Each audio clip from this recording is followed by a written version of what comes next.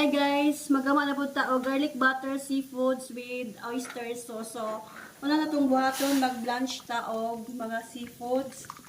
I-blanch na to aning royal. Para tasty, mas tasty siya o medyo something sweet ang iyang lasa.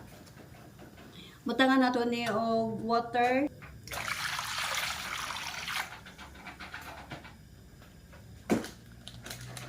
Bay leaves,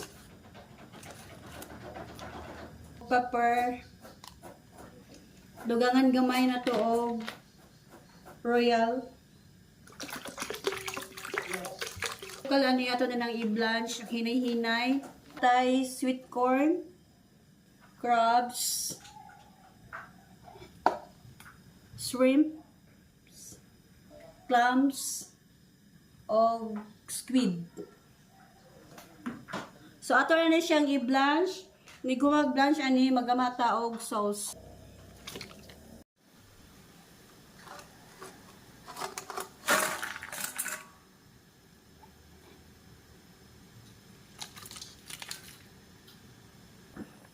Unahan natog kuha ang shrimp guys kay mutapot iyang panit og overcook siya, mutapot iyang panit sa unod.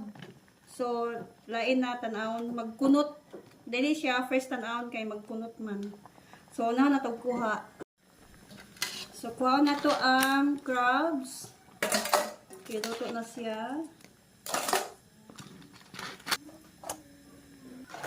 Ato nang ilunod ning clams o squid. Ang squid wala na kukuha ig ata para tamis-tamis po siya. Napod siya lasang dagat. Lasang dagat. So, gikuha na nako ang mais. So, sa sauce, naatay butter, hidden cheese para medyo sticky siya. May nga oil para dili masunog atong butter. Ang butter.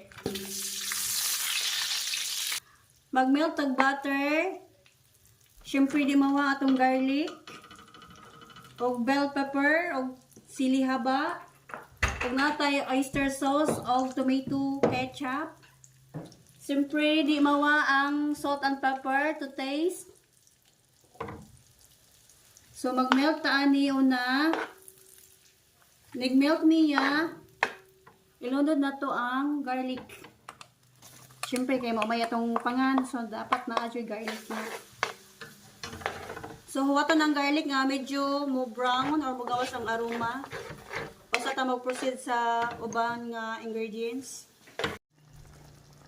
Ato nang ilunod ang seafoods.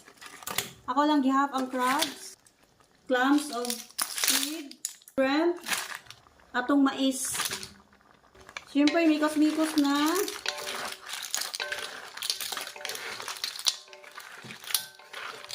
Yan na atong finished product sa atong garlic buttered seafoods with oyster sauce.